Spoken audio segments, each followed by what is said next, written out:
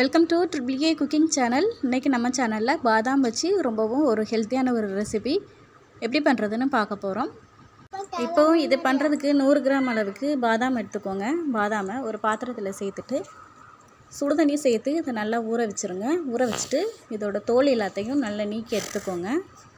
தோல் எல்லாத்தையும் நீக்கி எடுத்த பாதாமை ஒரு 2 நிமிஷத்துக்கு ட்ரை ஃப்ரை பண்ணி எடுத்துக்கோங்க. அப்படி இல்லைன்னா வெயிலில் நல்லா காய விட்டுருங்க. தண்ணி எதுவுமே இல்லாத மாதிரி எடுத்து வச்சுக்கணும். இப்போது நம்மளுக்கு இந்த பாதாம் ரெடி ஆகிருச்சு. இப்போ அடுத்து பண்ண ஆரம்பிச்சிடலாம். ஒரு மிக்ஸி ஜார் எடுத்துக்கோங்க. அதில் நம்ம ரெடி பண்ணி வச்சுருக்கிற பாதாம் வந்து சேர்த்துக்கோங்க. அடுத்து ஒரு டீஸ்பூன் போல் பெருஞ்சீரகம், 1/2 டீஸ்பூன் மிளகு, அடுத்து லாஸ்ட்டாக 2 டேபிள் ஸ்பூன் அளவுக்கு சுகர் வந்து சேர்த்துருக்கேன். சுகர் வந்து சேர்த்துட்டு மூடி வச்சுட்டு நல்லா அரைச்சி எடுத்துக்கோங்க.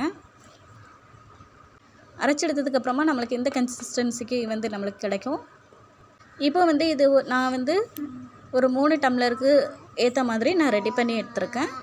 இது வந்து ரொம்பவே ஹெல்த்தியானது. ஐஸ்கிரீம், பாதாம் மில்க் அப்படின்னு பண்ணாமல் இப்படி வித்தியாசமாக செஞ்சு பாருங்கள். இப்போ ஒரு டம்ளருக்கு இதை வந்து மாற்றிக்கிறேன். ஒரு 2 டேபிள் ஸ்பூன் போல் வந்து சேர்த்துட்டு இதில் வந்து சூடான பால் வந்து ஆட் பண்ணிக்கிறேன். ஆட் பண்ணிவிட்டு இதை வந்து நம்ம கலந்து நம்ம சர்வ் பண்ணிக்கலாம்.